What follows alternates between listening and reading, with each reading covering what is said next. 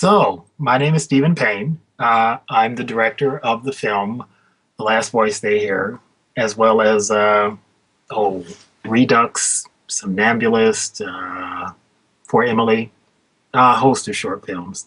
And Robert Poole was kind enough to ask me to come and do a director's chat. First off, I'd like to thank him and Indie Horror TV, especially for running all my shorts. And I'm going to see if anybody's got any questions for me out here. Let's see what we've got.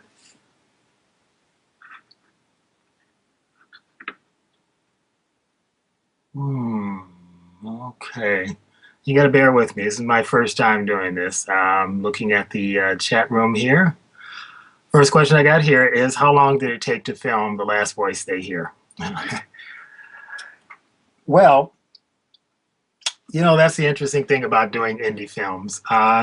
Indie films is a nice broad term. It means anything from a film that costs $20 to a film that costs $20,000. I would say that The Last Voice They Hear fits a little bit more on the $20 range. Our shooting schedule was a killer one. We shot the bulk of the movie in 4 days. I brought the actress back one day for reshoots. And beyond that, establishing shots, what few there were, since this is largely a movie that takes place in one location, establishing shots were done over a period of about 3 days. So really, the bulk of the film was a 4-day shoot.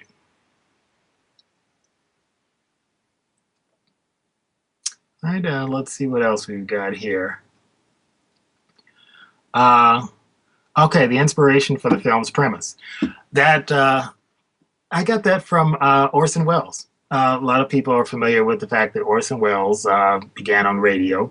He did a War of the Worlds broadcast, which was done solely on the radio with sound effects, the one that actually duped half the country into believing that aliens actually had landed. I just like the idea of being able to tell a story without visuals. And that was the power of the old radio programs. They could do it without visuals. I wanted to do a horror film where we hear everything, where it's words coming from outside, through the internet, through telephone. I just wanted to see if I could do an entire film like Orson Welles did War of the Worlds. What movie inspired me to direct my own films? That's pretty interesting. God. Let's see, there have been so many. I've got to say I'm strongly influenced by by Martin Scorsese. Again, let me state this right at the beginning. I'm not Martin Scorsese, and I'm nowhere near that good, but he's a strong inspiration. I love the way that man's mind works. And I'd have to say, more than any other filmmaker, he and perhaps Woody Allen are the two that were the strongest influence on me that made me decide I can direct my own films. When I was a kid, and I'm answering another question here, what horror movies was I a fan of when I was a kid? I gotta say things like Jacob's Ladder. That's one of those great overlooked horror films. Of course, there's always the classics, Frankenstein and Dracula. I'm just old enough to have seen them, not when they were in the theater. I'm not that old. But old enough to have seen them when before horror films were Jason and Friday the 13th. And I got a chance to appreciate them as the classics that they are. The early films by John Carpenter were films that I was a great fan of. Yeah, Halloween is an excellent film, but if you look at things like The Mountains of Madness, I guess his take on Lovecraft's story, and just in general, the work of Carpenter. Very strong director. Not every one of his films works perfectly, but he has a sense of what makes horror work. Let's see. Have I ever seen the movie They Live? Yeah, I love it. Imperfect film, but it's a terrific premise. It really is. And again, like I said, Carpenter sometimes had problems finishing, and that's a horror problem. A lot of horror filmmakers have a problem finishing. But Carpenter's ideas were terrific. He understood horror. He knew how to pace it. And the music that he did for his films was just so in key with what he was doing as a filmmaker. Let's see. Yeah, someone's quoting the line, "I came here to kick ass and chew gum, and I'm all out of gum." Yeah, it's a great line, and it's delivered well, too. Oh, let's see. What else have we got here? Yeah, because otherwise I could talk about John Carpenter and Alfred Hitchcock for half the night. Let's see. Here's a question here. Do you prefer relying on the thriller aspect or slasher films like Jason and Mike Myers? Easy answer there. Thriller. I prefer to do a story first. You build up a real character, you build up a real situation, you make your characters someone that you empathize with. And I think there's two ways of doing horror films. You can do a horror film where you want to see the main character killed because you want to see the horrifying death, the slasher aspect, or you got a film where you are rooting for the hero to survive. I like to do the ones where you are rooting for the hero to survive. Let's see. Out of all my short films, which was the most difficult to shoot? Oh, that's interesting. Those short films that I did, and this is a thing I love about horror short films. They're just all idea. You come up with a sharp idea, you write the story to go around, you find the most direct and most interesting route, for me, very often the most circuitous route, to bring you to that core of the story. They're easy to shoot. But I gotta say, when it comes to difficulty, I'd have to say For Emily, which I think is one of my best short films. It was difficult for a very simple reason. There were multiple locations. A lot of my short films were done in one or two locations. Easy to do. Oh, let's see. If I could work with any actor from a movie, who would it be? Oh my God. There are so many, it's such a particular thing to answer that because it depends so much on the movie. There are certain actors that would be great in this horror film versus that horror film. There isn't any one actor I could say just jumps out at me as, oh my God, I'd like to have this guy in any film that I do. Really depends on the type of film, the storyline. And as I said, I like to do essentially a drama first and then put the horror element in. So it really depends on what the drama is. Let's see. If I had the budget to do whatever I wanted, do I feel it's more important to show and shock the audience or let their imagination do the work, a la something like Blair Witch or Cloverfield? Good question. It sort of goes in the thread of what I've been talking about all along. I would prefer to do a film that lets the imagination work. I'm not going to get into the old story about how your imagination is always stronger than anything you can show. It's because we all know that's true. It's just that thread of anticipation that really makes a horror film work. Whether it's a slasher or whether it's more of a thriller, it's that anticipation of what's about to happen. So I'm always going to go with the imagination over just making it a graphic gore fest. Let's see. Do I think Fatal Attraction is a perfect example of a good thriller horror film? I might hesitate to say perfect, but it's certainly a very good example of what can be done. Because when I mean, it's not a great film, but if you look at it, it's the build-up. It's the build-up that works. And that's the thing I'm always pushing. Build up, build up, build up. The problem with the Jason films and things like that is that build up lasts maybe 2 seconds. And then the throat is slit. You have no chance to really understand or empathize with the character. It's the build-up. It's why a movie like Fatal Attraction did work, because you knew that the husband was doing something wrong, but you still empathize with him. You empathize with his wife. You empathize with all these characters, and all the director had to do at that point was have the female lead just give a certain look, and right away your mind got to racing. You started fearing for the main characters. You started fearing for his wife, for the main character's wife, his innocent wife who had nothing to do with it. This is to me, that is how you're supposed to do horror. That's how you're supposed to make a thriller. Let's see what else we've got here. Okay, someone mentioned on YouTube there is a series of videos that have the same title. Is it related to my film? Yes, it is. It is my film. I've split it up into small episodes, and I've been running it on YouTube. The thing is always just to get your work out to as many venues as possible. And I thought breaking it up into a web series was a good idea. I also got the idea of maybe I would do a second season. In other words, one geared specifically for a web series.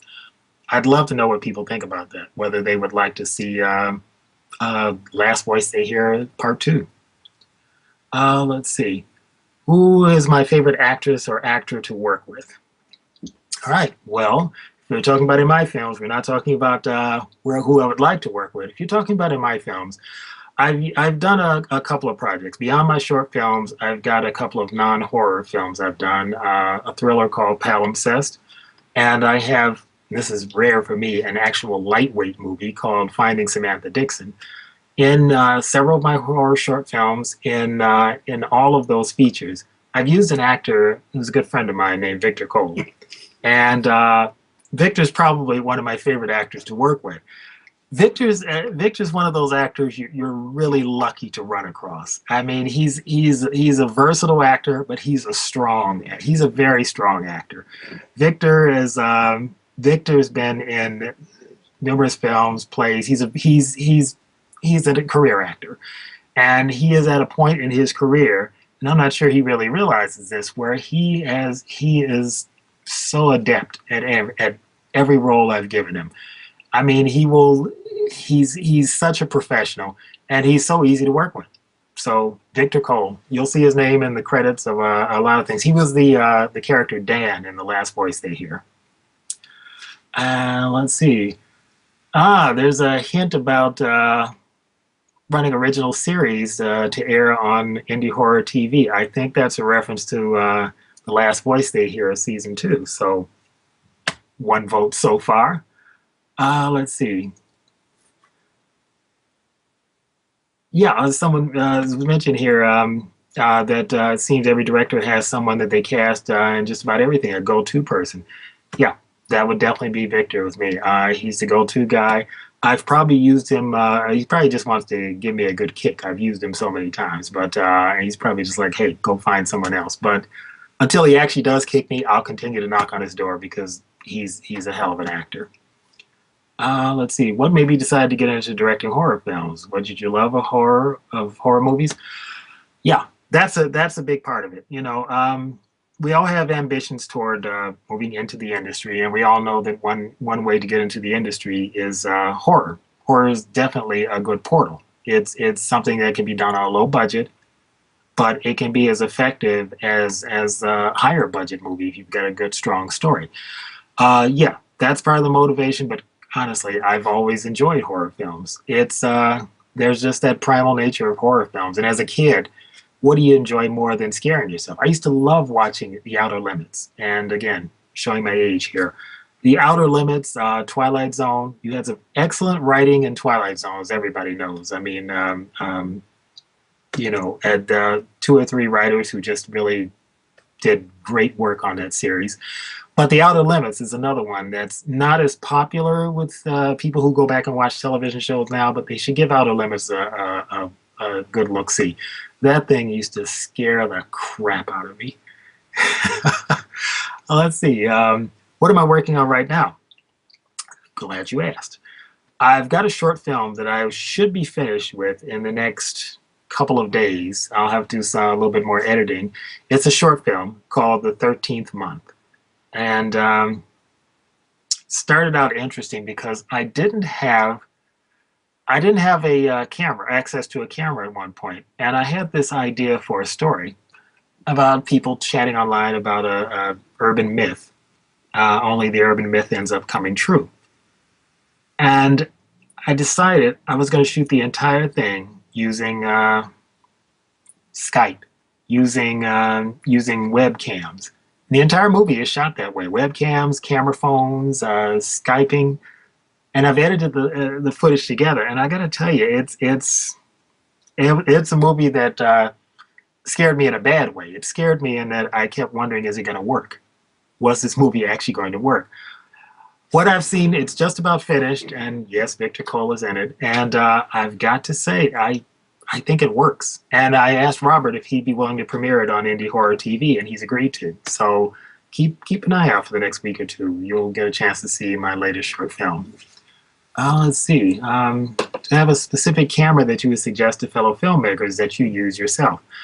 I've used a lot of cameras, and I'll tell you, if you're really going for low budget, if you really, really have to go low budget, the Canon HF-S10 is a very good buy for the money. It's, I mean, when you get a step up to things like the Sony Nex and things like that, if you've got the money for it, great. That's what you need to go for. But if you're really on a tight budget, the Canon HF-S10 gives you a good, strong 1080p image, 8.59 megapixels. You're looking at a nice, strong image. So I'd strongly recommend that camera. Let's see. Yeah, the Outer Limits, some people are talking about what I've mentioned, but yeah, the original one from the 60s. I didn't see any subsequent series on that. Yeah, the original one from the 60s. You know, the special effects are going to be dated, but the stories are still strong and fascinating. Someone asked, do I have any cool behind-the-scenes stories where anyone got arrested or injured or anything crazy? Well, there are always stories like that. Come on. I mean, how could they not be? And actually, this is stepping just briefly out of horror films, but I did one film, a thriller called Palimpsest, and I won't say which character this was. This is me being discreet. One of the actors in the film, I Googled the person's name, and it turns out they had been arrested for stealing, I think it was $16,000. Just been arrested a couple weeks before we started shooting. And, you know, after that, everyone in the cast started watching their money. And it was interesting because we're shooting, and then at the same time, the person's going down to the courthouse for to see if they can get off on their crime. I won't say how the crime was resolved, but, you know, that was an interesting revelation midway through that, oh wow, this person is a criminal. Great. And that was always nice. Yeah, nothing like having someone who's been arrested for stealing money working on your set. After that, the only thing the person stole a couple of scenes. Teen, thank you. Just had to throw that out there. Sorry about that, everyone. Let's see. And let's see. Anyone injured? I don't think anyone's been injured. A couple people's pride, but other than that, I don't really think we had any real injuries on the sets. On The Last Voice They Hear,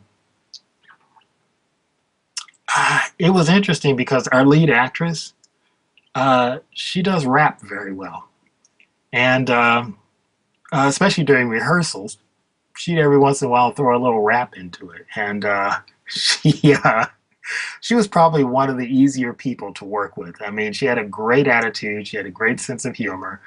You know, it was rough. She had to carry the whole movie on her shoulders, and you've got this one woman, and she's got nude scenes, and behind the camera, sad to say, on this shoot, there wasn't a single woman working on the set. And she had to stand there with 3 or 4 guys while she had to disrobe in several scenes. And I got to give her credit for having such a great attitude. She was a terrific worker. She, beautiful woman who has no idea how beautiful she really is. And just a real trooper. I mean, she when I was running late on the shooting and we had to run over the scheduled time, no complaints out of her. Makes it easy for an indie filmmaker when they work with people like that. Have I ever submitted any of my films to festivals? Well, I submitted the short film, The Hawthorne Effect, to a festival. This was website TLA Cult Video. They had a horror festival a couple years ago. The result was that it won first place, which is always a good thing. The Last Voice They Hear, I am going to start submitting this year to some festivals, so I'll have to get back to you in a few months on how the festivals work out. Currently, one of my films, the other films, my one lightweight film, Finding Samantha Dixon, is being considered for a festival. Of course, I have to wait about 8 to 12 weeks before I get thumbs up or thumbs down on the deal. Let's see. Uh, looking here, notice that the majority of my films have nudity in them. From a director's point of view, what's the process involved in casting for that, and is it more difficult to acquire talent due to that requirement? That's a good question. It's a question I get asked a lot. Is it difficult? No, it's not difficult because I don't hide the fact that there's nudity. When I put an ad out asking for an actor or actress, if there's nudity required, I mention that straight at the beginning. I don't try to be deceptive. I don't try to work it into the conversation like, that's a nice outfit you're having on. You have on, where were you born? Oh, by the way, you have to be naked in this movie. I don't work it in. I put it in the ad up front. So when I deal with an actor, they're already aware of what the role requires. So from my perspective, it's no more easy or no more difficult than if the scene didn't have nudity. Everyone who applied is apparently aware of the fact there's nudity. I mean, occasionally you get the one person who, and this always happens in casting, the one person who shows up and says, by nudity, and I actually had a woman say this, by nudity, do you mean that I'm wearing a nightgown and that I'll be under the covers in bed? I have no idea what dictionary she works out of, but luckily you don't get too many people like that. So from my perspective, it's really been no more difficult than casting a scene where someone's wearing a winter coat. Yeah, it is kind of funny though when people misinterpret, or I shouldn't say misinterpret a word, they interpret it to their own good. Nudity becomes what they want it to be. Let's see. What else have we got here for me today? A lot of laughing at the at the remark about nudity. Now let's see.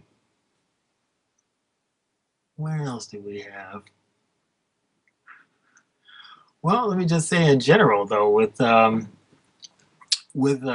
casting I've had, I've generally done the casting in the easiest possible manner. I've used Craigslist. I've used a local newspaper in Chicago, Chicago Reader, and Craigslist has just been, especially Craigslist, has been just a wonderful source for finding actors. It's just been really, really, really a simple, easy thing to do. So casting has never been a really difficult thing. I've worked in the film community and theater community. I've run into a lot of people who in that area, but generally my casting has just been from Craigslist. Here's a question. What's the greatest challenge I have come across as an independent filmmaker? Oh my gosh. The problem everyone has, money. Money is always the problem. Money in pre-production, money for equipment, money to pay the actors. I don't pay actors a lot, I'm sad to say. I don't have a lot of money. But still, I always try to make sure there is a stipend for the actors. I try to make sure that there is a lot of food on the set. It's a key thing. If you're doing an indie film, if you don't have money, if you can't afford to pay your actors, feed your actors. Feed them well, too. Not homemade sandwiches, not bread and butter sandwiches. Please feed your actors. Hardest thing is always, the greatest challenge is always the money. And not just the money, but the lack thereof. How am I going to make this scene work if I have no money? How am I going to write around this situation, which obviously requires explosions and this and that? How am I going to make it work? And you can, if you want to, you can look at The Last Voice They Hear as a complete write around. How am I going to show the world overrun with zombies and I've got a couple $100 to shoot the movie? Great, I'll find a clever angle. And I got to say that sometimes, not all the time, sometimes a lack of money makes you a little bit more clever. It makes you write your way out of a situation. If you've got enough money, you can just show everything.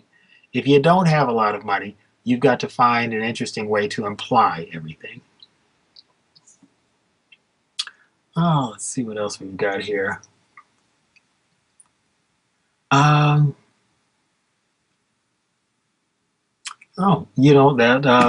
A remark about, I'm assuming The Last Voice They Hear is a cool angle and an interesting way to approach it. Thank you. I appreciate that. I'm always trying to find an interesting and new way to attack the problem. Because we've got to look at it like this. Indie horror TV, any other channel that runs horror films, you're going to see 150,000 zombie movies, about half that number of vampire movies, and the rest are going to be a assortment of slasher films.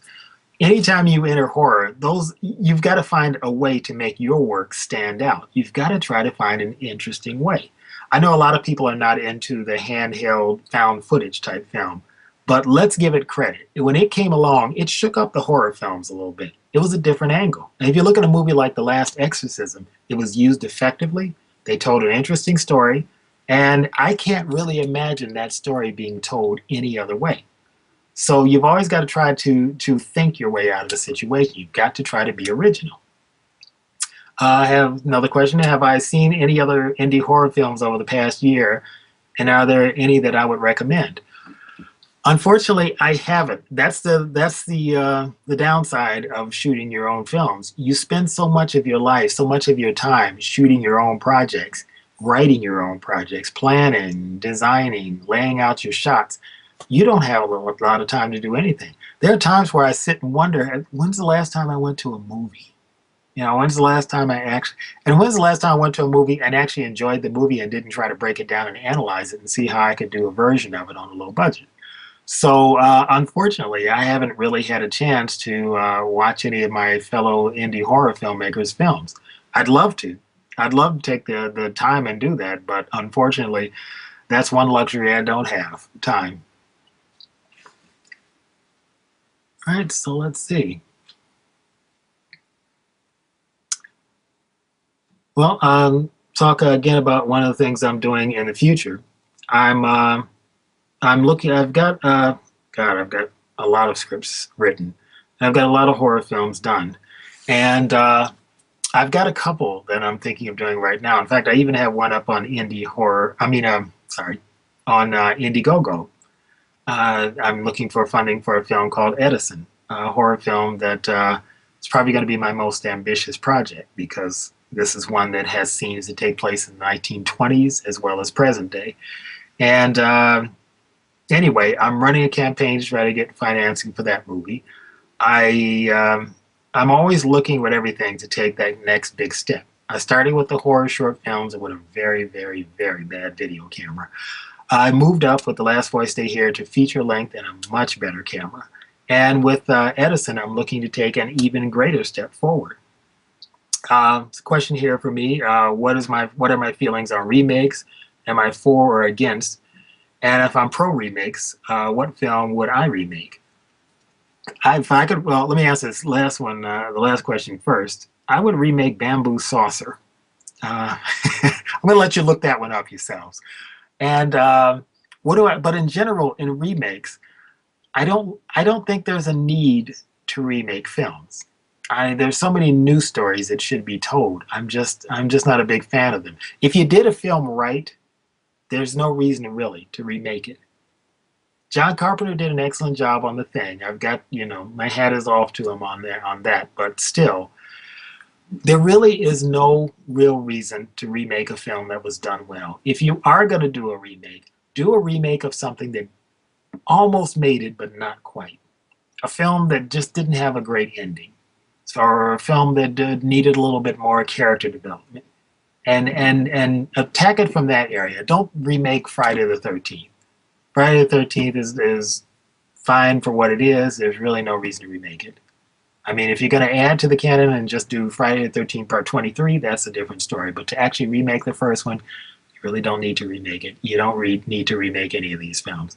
So I'd say in general, I'm not a big fan of it. And there's an argument on that The Thing and The Thing from Another World feel completely different. It doesn't even seem like a remake. That's a good point. And that's why I probably am more forgiving of that remake. Carpenter made a very different film.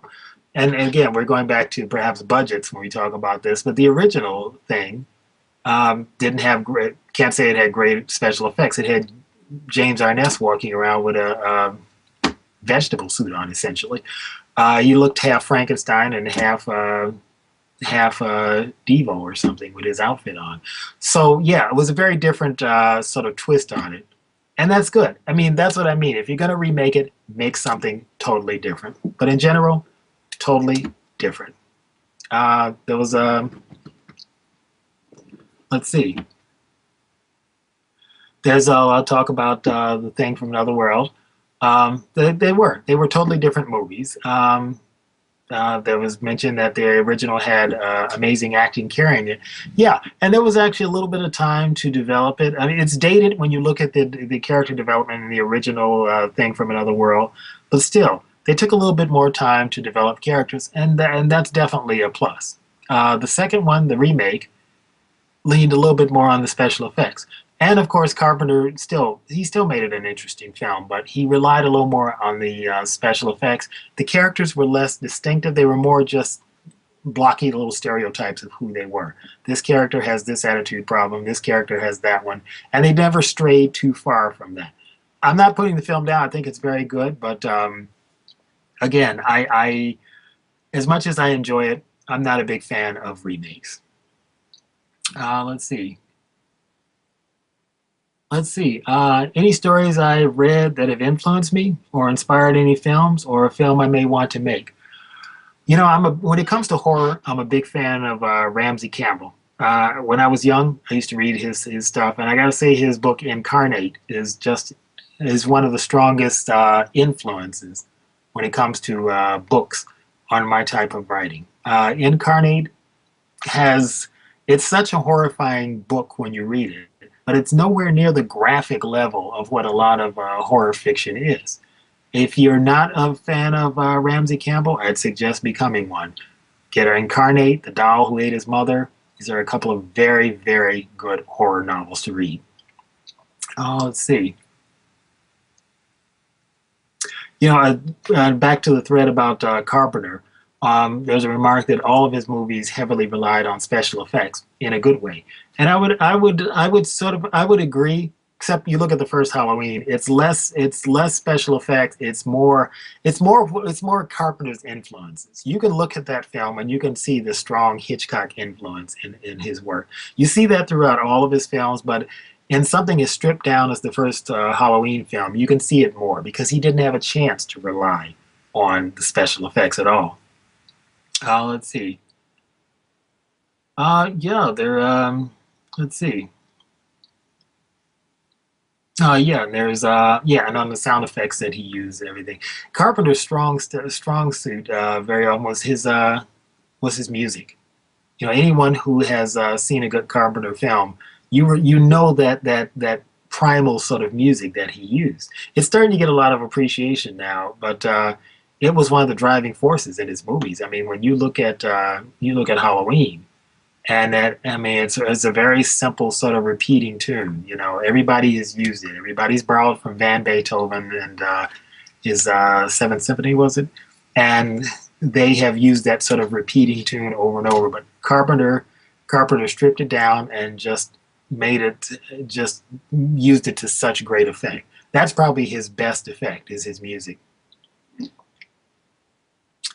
And let's see. Probably going to have to post a link to my Indiegogo page for Edison, so everyone can get a chance to look at it. There's a little short video I made that introduces you to the into the movie. It'll give you a chance to read it over, take a look at it, and see whether it's something you'd be interested in following. Oh, let's see what else people have for me here.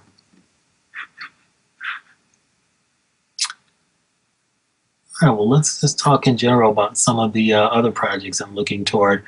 And you know, for a filmmaker, you feel like you're going backwards when you're not doing anything.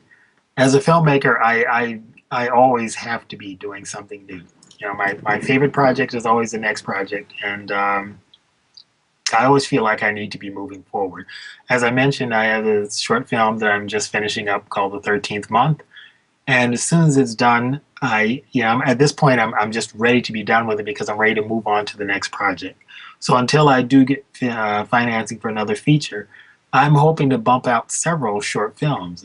I've got another one called The Bereaved, which is coming up. I'm going to start shooting right after the 13th month, probably the beginning of May.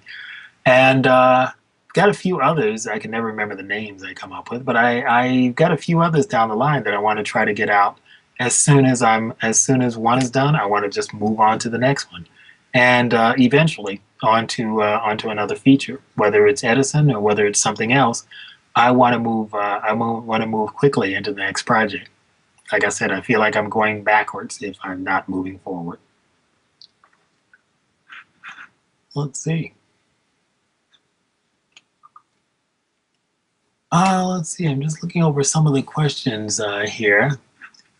And there's an interesting one here. Did I go to film school or studying filmmaking, or was I self-taught? Well, a little bit of both, but I'm going to rely more on the self-taught. The technical aspects, that you can learn from a school. I end up being the belligerent artist like a lot of people are, and you can't teach art. You can't teach someone to draw. You can enhance someone's ability, but you either have the ability or you don't. A lot of what I've done has just been hard knocks. I started off by working film crews 100 years ago when I was very much younger, and always the avid guy on the set, observing everything, watching everything, seeing what everyone did, and then watching the finished product and seeing why this was done and how it happened. I got to work on a lot of good films. Living here in Chicago, you work on a lot of commercials. There's a lot of industrials, and you get the occasional film shoot that comes through. And I see that as probably the largest part of my education. I'm getting another education now by simply doing, and that's one of the best things anybody can do for themselves. There are a lot of people who spend 100 years in film school and they step out, and unless you actually go out and do these things yourself, you're really not applying what you've learned. And that's the greatest teacher. I mean, I think if you look at the first short I did, and all the shorts that I've done, the first one would be, oh my God, I can't remember the name of it.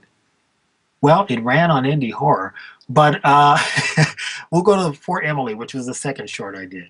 I love it. I think it's very well directed. I'm able to look back and see the mistakes I made, but if you look at it, you don't see a lot of mistakes. You either have the talent or you don't. I think I'm better at shooting now. I think I'm better at taking the images I have here and putting them up on the screen, and that came from sheer experience. But to be honest with you, you either have the talent or you don't. I don't think it's totally a learnable skill. You could learn to be maybe a commercial director, but if it comes to being an artistic director, it's not really a learnable skill. It's like drawing. You can make any artist better by teaching him certain applications, but you either can draw or you can't. If you're drawing stick figures on Monday, you can go to school for the next 10 years. You're never going to be Rembrandt. Let's see.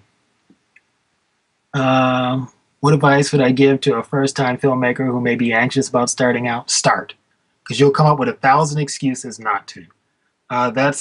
Even I've been a victim of that. I've come up with too many reasons not to shoot. I don't have the right camera. I don't have enough money. I don't have the right equipment. I don't have. And there's got to be the point where you realize you're not going to have those things. Just starting out, you're not going to have a $30 million budget. So stop coming up with excuses and just shoot. That is the best thing you can do. As I say, you learn a lot more from doing. You also get to see whether you actually do have what you think you have as a director. Are you really strongly visual? I always thought I was, and I shot my short films, and I took a look, and they cut together beautifully. They worked fine. They're not. If you look at something like For Emily, the second short film I did, because I can't remember my first, there's not a lot of hitches in it. It's not like the scenes don't cut together, and you have to make, and that's the key thing. You have to make a movie that is both visually strong but cuts together. The Last Voice They Hear, if you look at it, I think some of the shots, especially in the early part of the movie, very creative shots. But beyond just being creative, they don't just sit there like a lump. That creative shot cuts well with the next shot, cuts well with the next shot, and you develop a narrative. If you can't, because it's not just taking pretty pictures. You're a still photographer if you do that. You have to make sure that the images flow together. That's the difference between a still photographer and a filmmaker. And I'm able to do a narrative, and I tell you, you've just got to start doing it. You've just got to do it. Just got to take your balls in your hand and go out and do it. because you will come up with enough excuses that you won't shoot this year, next year, or the year after. Um, just do it. Didn't a shoe company use that tagline? They did. They stole it from me. I want my cut. I want my 50%. But yeah, just keep swimming, right? Yeah. And that's what you got to do. You just got to keep swimming. You just got to keep pushing ahead. And if you can't afford to do the film that you want to do, if you can't afford to do the film that you want to do for $30,000, you do the film you can do for $10,000. You can't if you don't get the $10,000, you take the $50 you got and shoot with it. I think the budget of for Emily was $100, but it's a good story. It's got a terrific twist ending. Most people say I didn't see that ending coming. The story cuts together well. I would love to have used a better camera then, but given what I had, I think the project works just fine. It was $100, and I think most people could probably afford to do it. But it's that fear factor. It's yeah, I'd like to do the perfect project. Well, so would I. I would love to be shooting with millions of dollars. But you take what you have and you shoot the project that you can afford to do. But main thing is just get out there and shoot.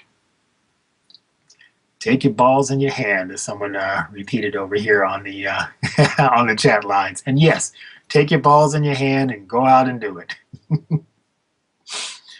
Let's see. But I still want my money for the just do it.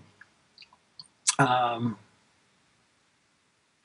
here's a question. If you have grand ideas, say the $30,000 film, is there a moment where compromising down from that makes the film not possible?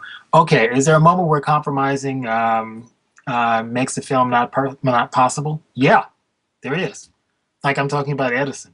If I can't get the money, I'll try to compromise a bit. If I reach a point below which I can't compromise, I take Edison, I put it over here, and I take another script and I shoot that one.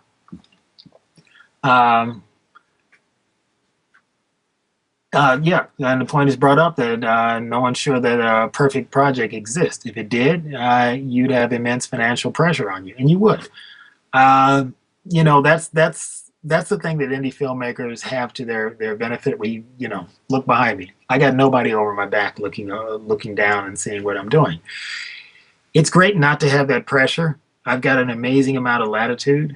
I mean, I can take a project almost to shooting, and at the last minute decide, nah, I can't do it, and I'll pull out another script. That's a latitude I wouldn't have if I had money behind me. I couldn't afford to do that.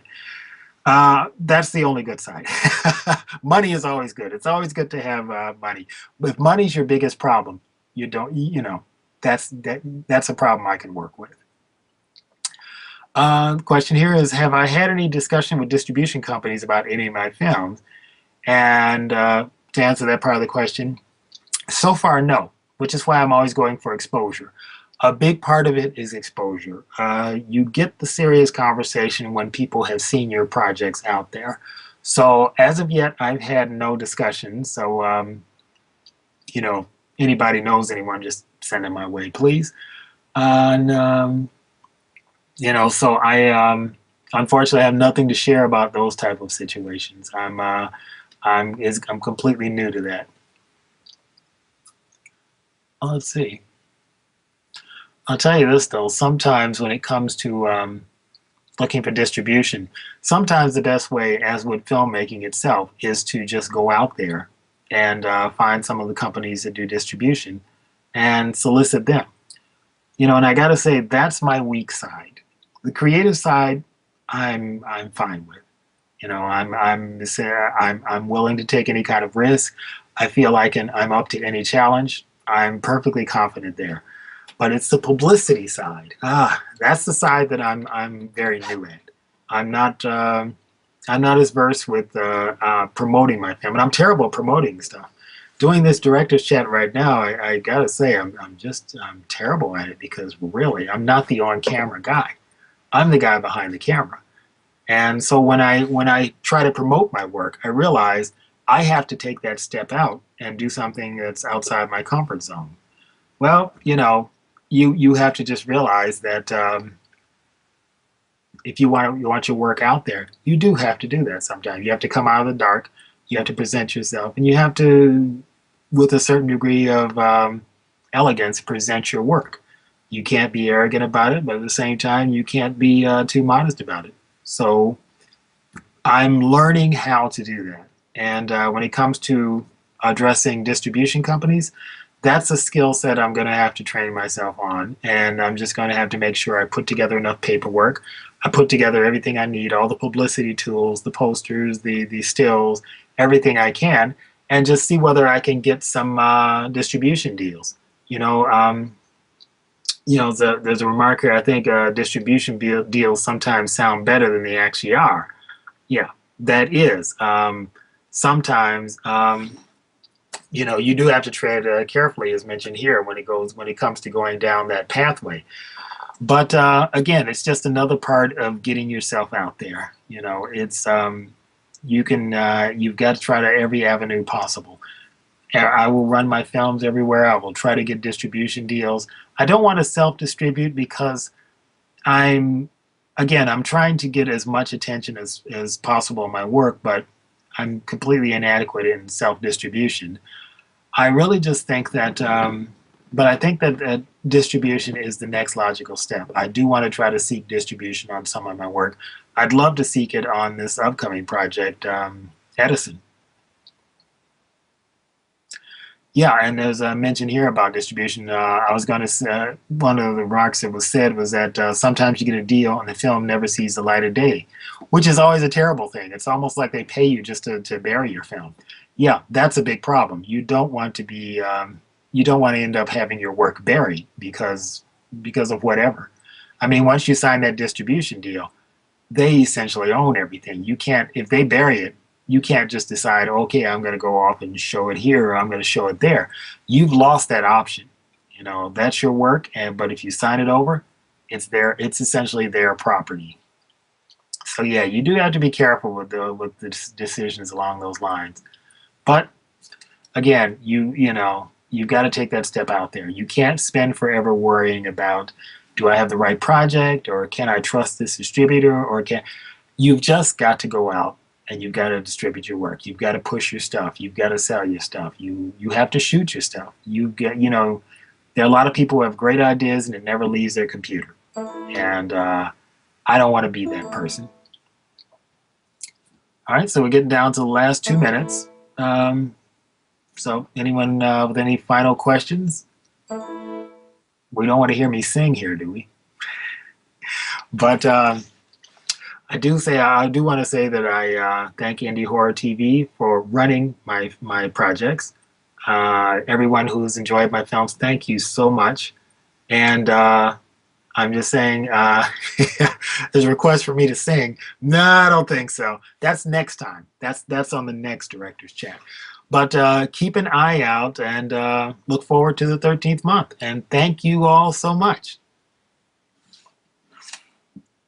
And yeah, Three Corpse Circus. I do hope to submit one of my films to the Three Corpse Circus. I'm looking forward to the one I have and something I'm working on. Thank you all so much.